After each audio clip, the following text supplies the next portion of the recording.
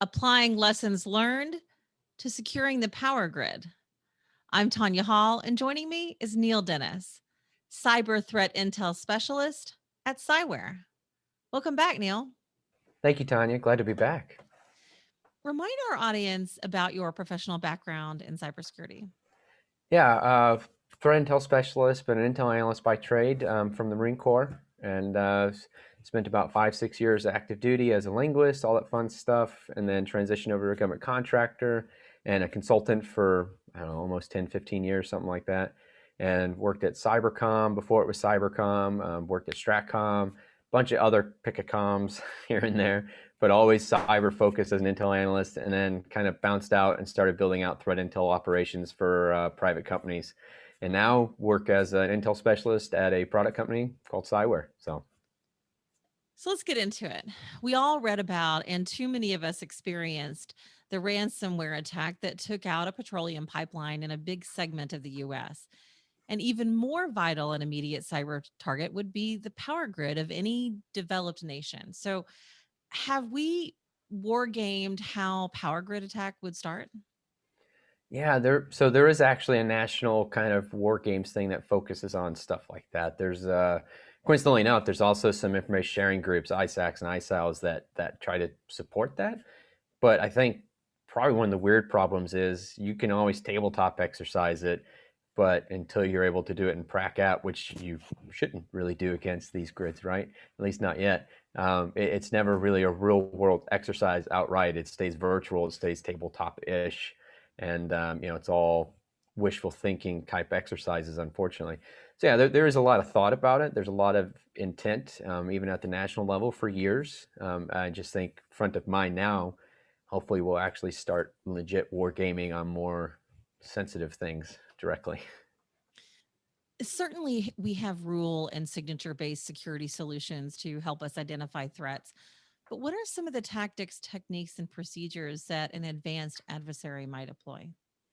Yeah, that's always a fun one, a hard one. I know there's stats floating around that talk about spear phishing from both cybercrime as well as APTs being kind of one of the number one vectors, email in general, right? So I think it's very important to realize that whether they're cybercrime and low tech or whether they're big tech and APT, chances are bulk majority of it does start by email somehow.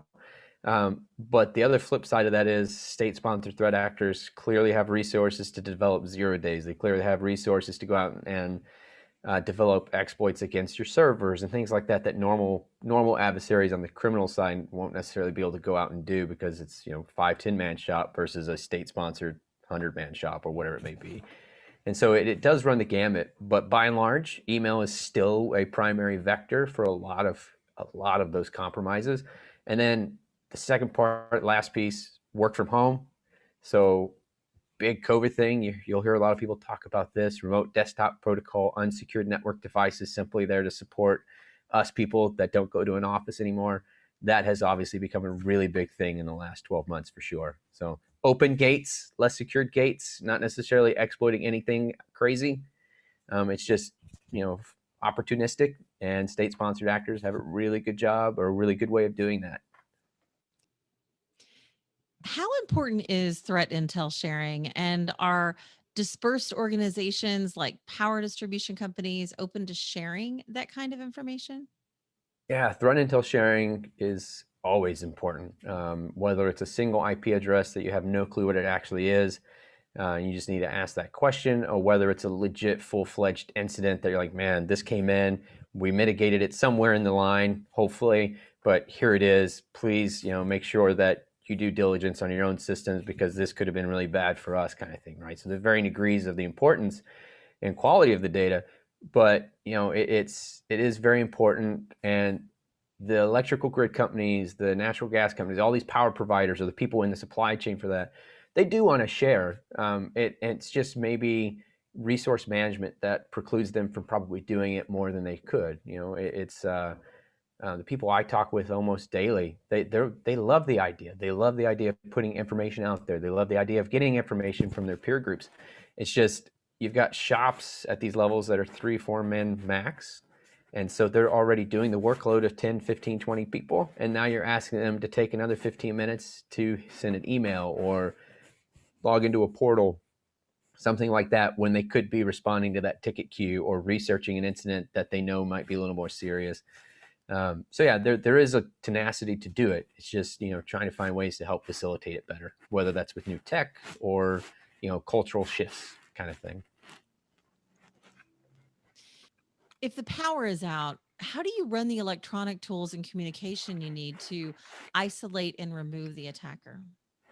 Yeah.